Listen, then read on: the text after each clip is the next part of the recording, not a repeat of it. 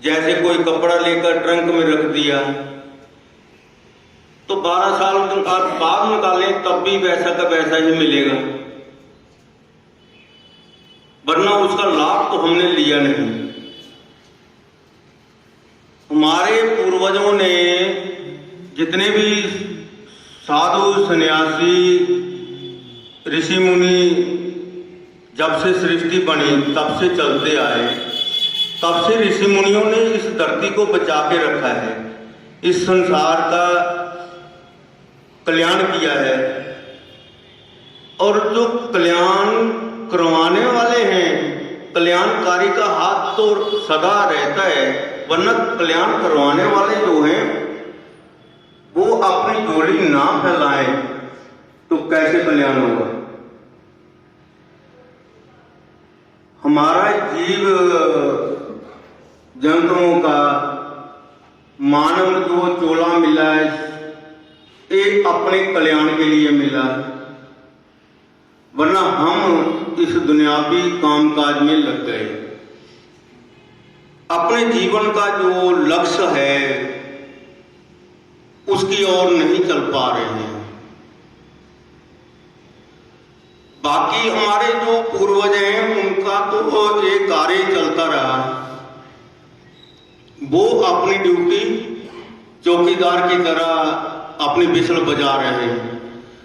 साधुओं का तो अपना फर्ज है, वो धोबी की तरह, जैसे धोबी के पास हम अपने कपड़े छोड़ के आ जाते हैं, वो कपड़ों को गर्म पानी में डालता है, जहाँ कोई केमिकल डालता है उसको डंडे से पीटता है। भगवान की दयालु परमहंस महाराज की, श्री नंगली निवासी भगवान की, श्री नंगल बिहारी महाराज की, श्री स्वामी जी महाराज की, श्री बाबा जी महाराज की। नमः पार्वती पते हर हर हर महादेव। श्री गुरु महाराज की प्यारी साध संगत जी, हम सब भाग्यशाली हैं जो हर रविवार को जहाँ कोई भी गुरु महाराज का दिनवार होता है और हम महाराज के चरणों में अपनी हाजिरी देने आते हैं। गुरु महाराज के चरणों में बैठकर गुरु महाराज का आशीर्वाद प्राप्त करते हैं। इस कली काल में समय किसी के पास नहीं, सब व्यस्त हैं, सब अपने अपने काम में, हर आदमी यही बोलता है कि मेरे पास समय नहीं है। समय निकालना पड़ता है, वरना पूरी जिंदगी जो है वो हम संसारी कामकाज में व्यस्त कर देते हैं।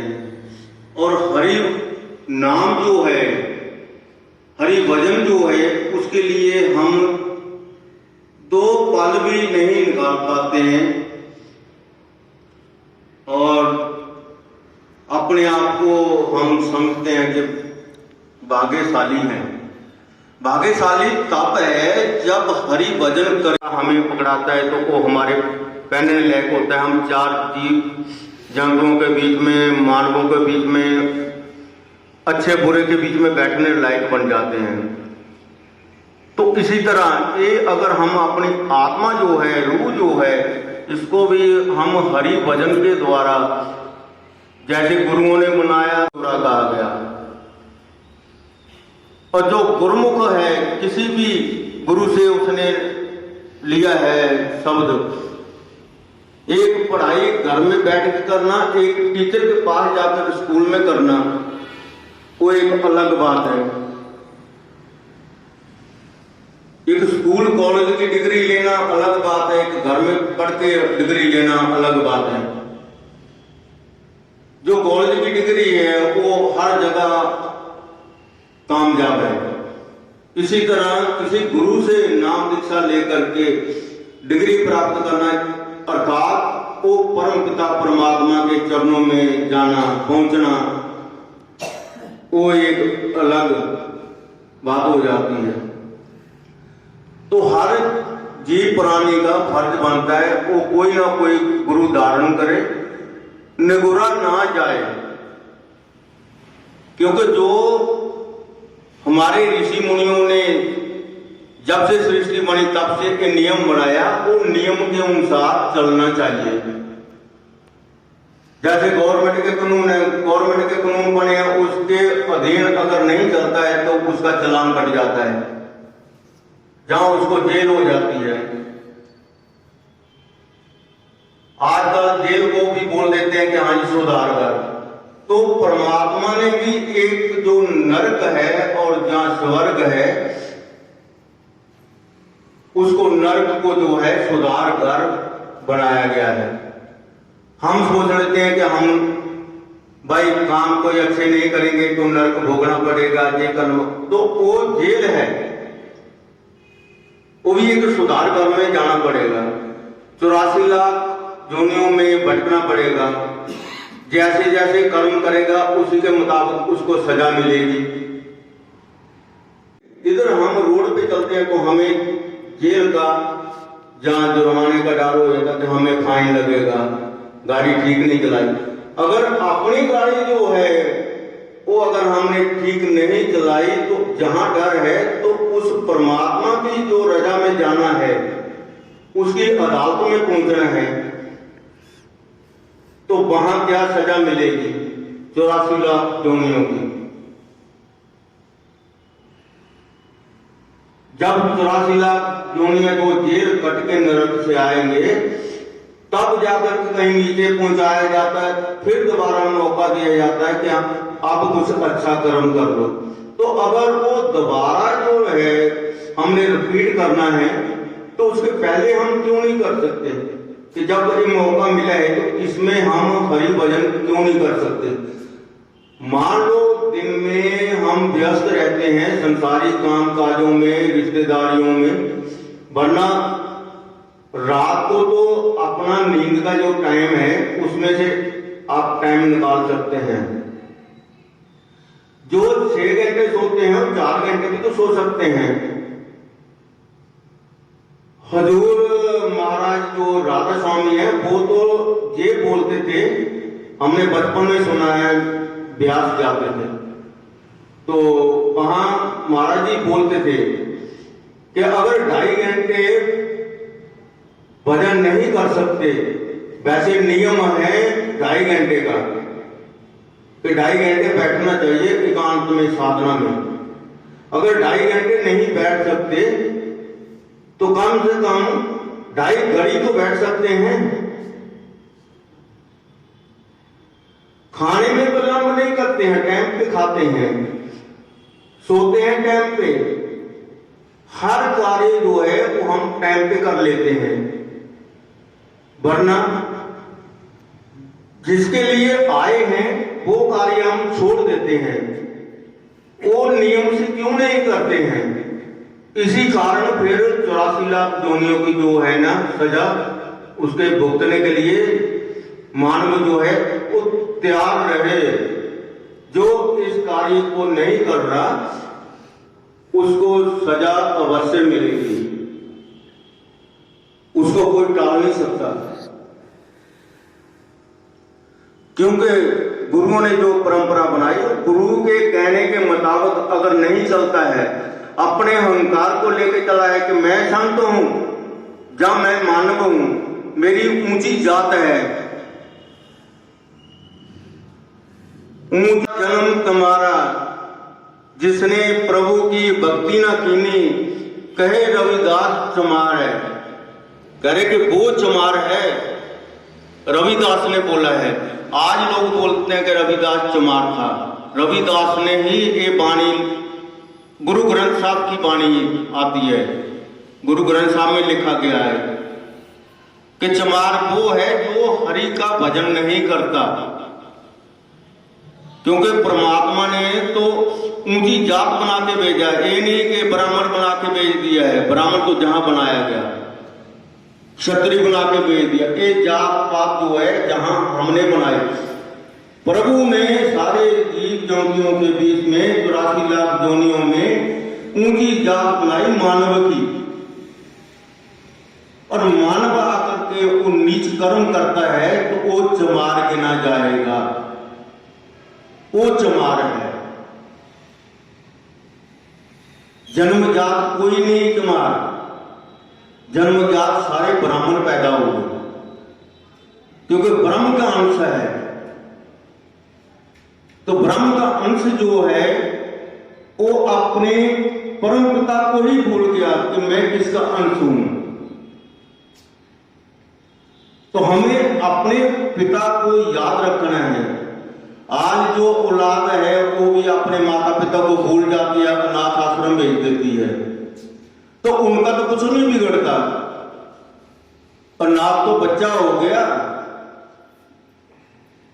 इसी तरह अगर हम अपने परम पिता परमात्मा को, ब्रह्म को भूल जाते हैं, जिसने हमें पैदा किया, जिसने मिट्टी का पुतला बनाया और खुद उसके अंदर में बैठ गए,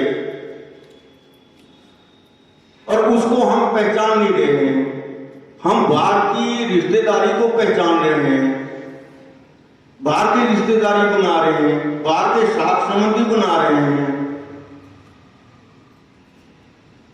उनको हम अपना समझ रहे हैं। जो हमें दो पल भी लास्ट में जब ब्रह्म निकलता है इस जीव प्राणी के अंदर से, आत्मा जब निकलती है तो दो पल भी ये रिश्तेदारी जो है वो अपने घर पे नहीं रखती है।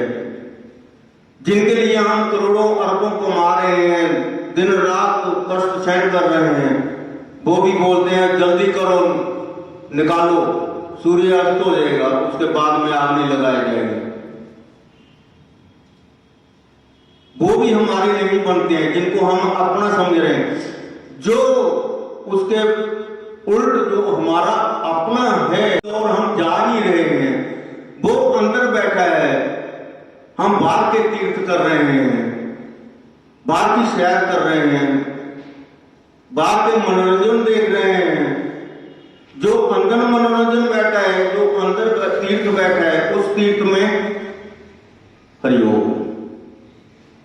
जो अंदर परम पिता परमात्मा बैठा है, उसकी ओर तो हम अपना मुख मोड़नी नहीं रहे।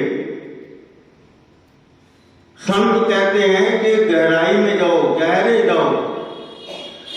गहरे जाने का मतलब यह है कि अपने अंदर घुसो। बाहर की सैर सपाटा जो है वो खाली अपने मन को बहलाने के लिए है कि हाँ जी मन परेशान है, टेंशन है, तो वो घूम आओ 2-4 दिन। अगर उसके उल्ट चलते हैं, अगर मन परेशान है, टेंशन है, कोई दिक्कत है, कोई कष्ट है, तो एकांत में बैठे उस हरि का भजन करें, तो सारे कष्ट जो है वो विघ्नहर्ता गणेश भगवान जो है वो सारे कष्टों को दूर कर देता है। मन शांत हो जाता है।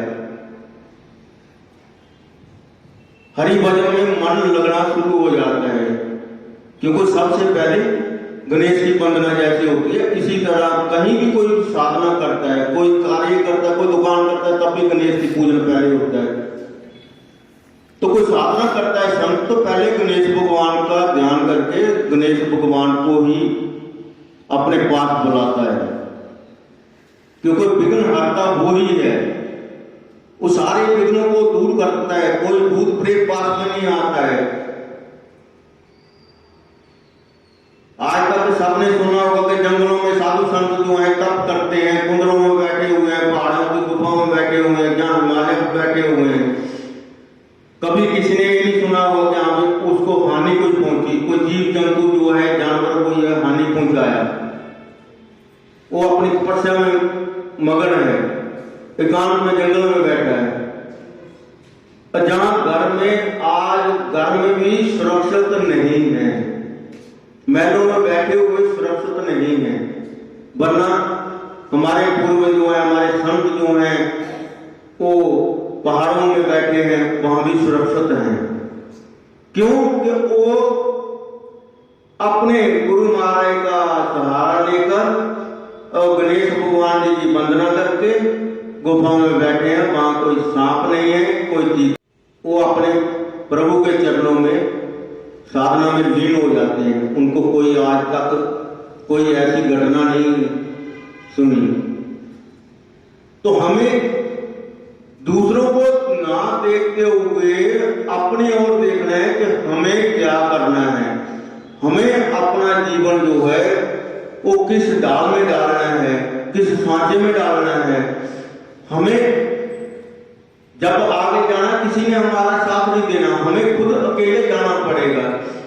जो 7 गेट कृष्ण भगवान के जन्म में जो खुले थे, भगवान की कृपा से या भगवान की लीला से जो गेट खुले थे, उसी तरह हमें भी ऊपर जब जाना है तो वो 7 गेट जो है हमें भी क्रॉस करने पड़ेंगे। वो हमें समझाने के लिए कृष्ण भगवान ने लीला के लिए, तो हमें भी वो 7 द्वार जो है पार करने पड़ेंगे। जो हमारे ऋषि मुनि बोलते हैं कि हमें 7 चक्कर जो है हमारे अंदर है, वो 7 गेट जो है हमें किस तरह पार करने हैं। जो गुरु महाराज ने नाम दीक्षा दी है, उस गुरु महाराज के नाम दीक्षा का अभ्यास करो, उसका स्मरण करो। कुछ नहीं कर सकते गुरु दरबार में, और कुछ नहीं, लंगर की सेवा करो, झाड़ू पोछे की सेवा करो। हमारे गुरु महाराज ने ये बोल रखा है कि जहां जो भी नीच से नीच सेवा भी मिले किसी दरबार में, मंदिर मस्जिद गुरुद्वारे में कोई भी सेवा मिलती है, छोटी सेवा जो है उसको भी करोगे तो मैं वो भी कबूल कर लूंगा, वो भी आपकी सेवा जो है सिमरन में गिनी जाएगी। मगर हम जीव प्राणी ऐसे हैं कि हम छोटी सेवा क्या या बड़ी सेवा क्या, हम सेवा में मन लगाते नहीं। जब सेवा में मन नहीं लगता है तो सिमरन में मन कैसे लगेगा? सेवा में मन लगेगा, झाड़ू लगाते हैं तो पोछा लगाने को ऑटोमेटिक मन करता है, जहां पोछा लगाएं थोड़ा पत्थर जो है चमक जाएगा। इसी तरह अगर हम थोड़ी बहुत सेवा करेंगे तो उसके साथ हमारा मन लगेगा कि हम कहीं 2 पल टाइम निकालें और भजन में बैठे, सिमरन में करें, कुछ ध्यान करें, तभी हमारा कल्याण होगा। और जो गुरु महाराज की परंपरा बनाई उसके मुताबिक गुरुमुखों को चलना चाहिए। किसी भी संस्था में हो, किसी भी लैंड में हो, किसी भी ट्रस्ट में हो, मनमुख जो है उनकी ओर देखते देखते हम भी खुद मनमुख बन जाए, क्योंकि संगत का प्रभाव जल्दी पड़ जाता है। तो संगत अपने गुरुमुखों के साथ गुरुमुखों को रखनी चाहिए, मनमुखों का साथ नहीं रखना चाहिए।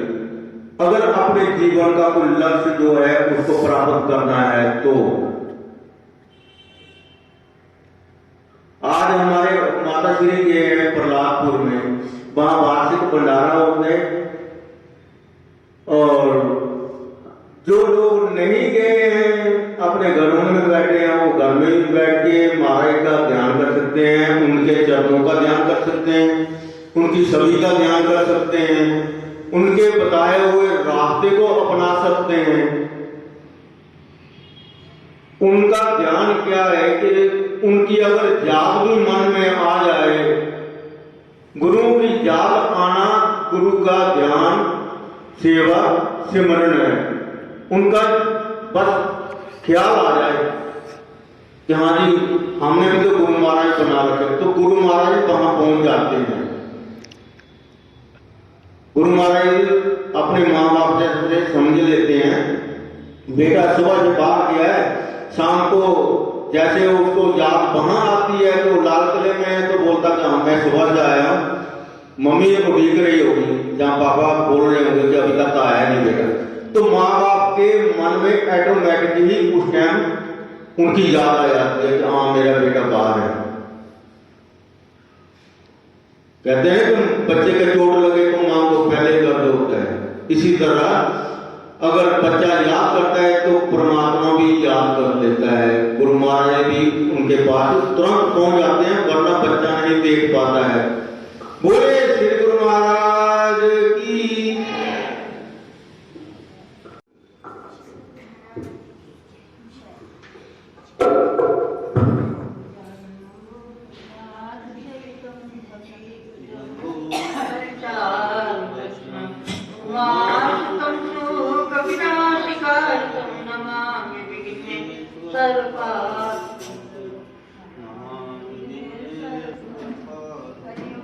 प्रणाम प्रणाम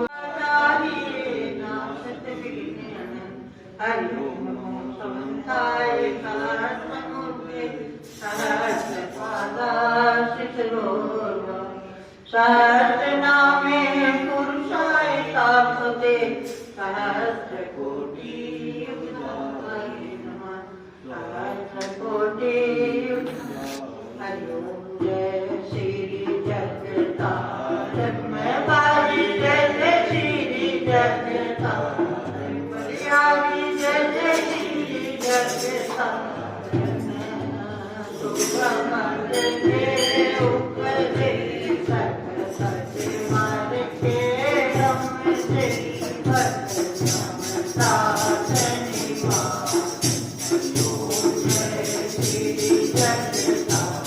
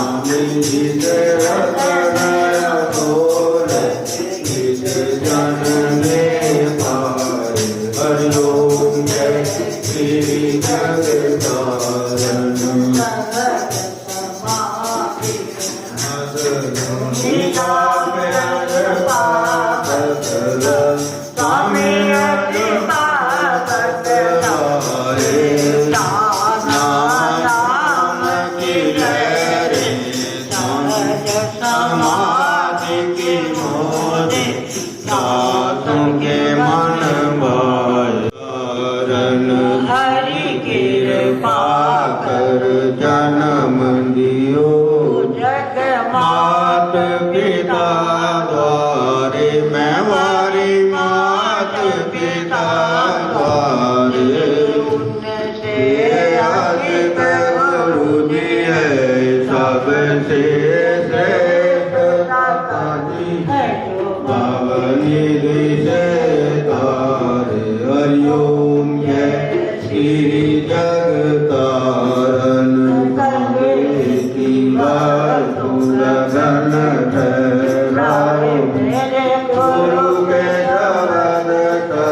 से आया वाले के शब्द सर से जो सूरा सो पूरा जो सूरा भवन पूरा मल में भर से हरिओम जय श्री जगतारण समेरी प्रेम की बात योग दिन दिन के मैं वारी दिन दिन तेरी आरती लायक सो जन सेवा पूरा लायक हो जन जो है शुद्ध मन से हरिओम जय श्री जगतारण स्वामी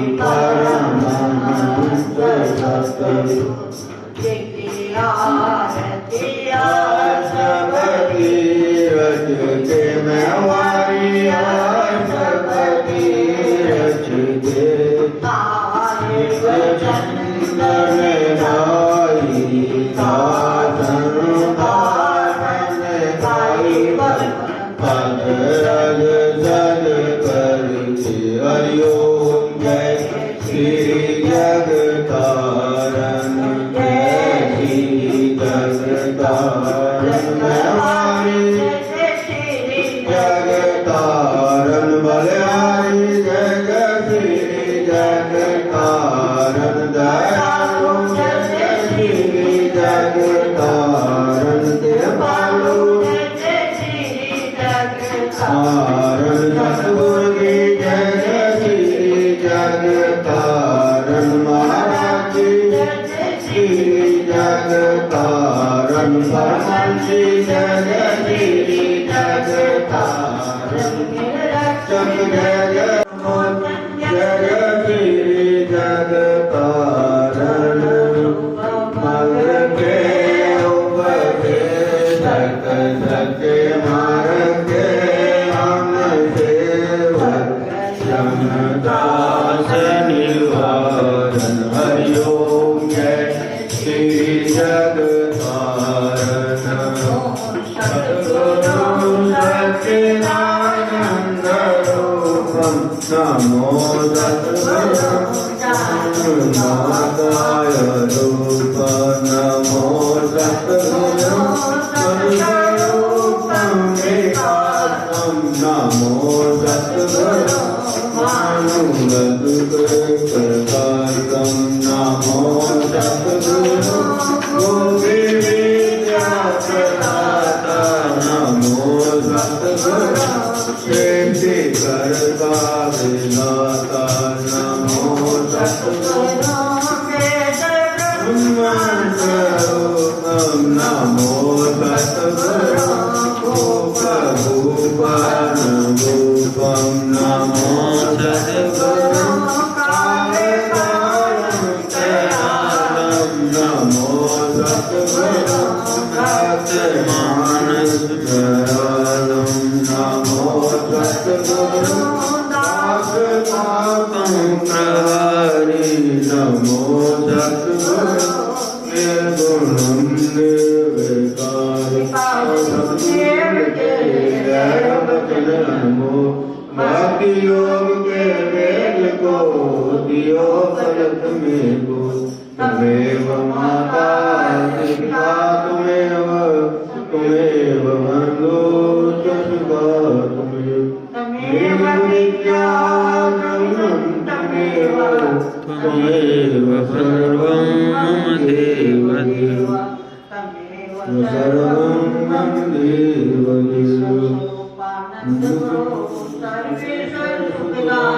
हमें आए शरण आपकी रागर पूर्ण अजय सर्वपीरा गुरु पुण्य ब्रह्मदाता आप जोड़ विनती करे तुम्हारे मम्मी हृदय में आए करे करो हरि गुरु निवास सेवा करनी और नाम दे चरण कमल में वास भक्त मुक्ति में की हरि गुरु सिर चढ़ा दात रो मान लगी सुनो पुकार तम तम संसार हो मोए समाधान निपुरा नाम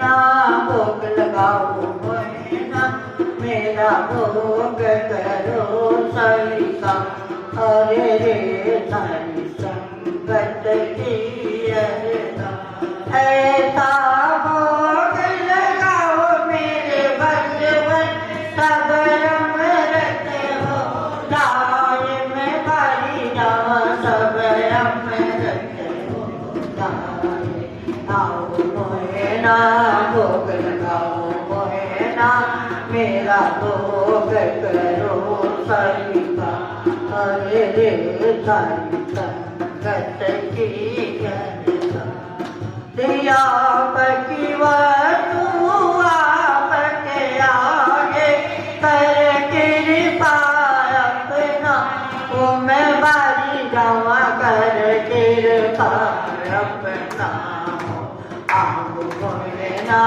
भोग लगा मोहे ना मेरा भोग करो सरिता हरे रे संगत की अरता सारी संगत रति जोड़ के बैठी अपना दर्द दिखा वो मैं बारी जावा अपना दर्द दिखा आप मोहे ना भोग लगा मोहे ना मेरा भोग करो सरिता हरे रे संगत की अरता गुरु के मोरत नाना गुके सब माना गुके चरण दलिदारो गुके चरण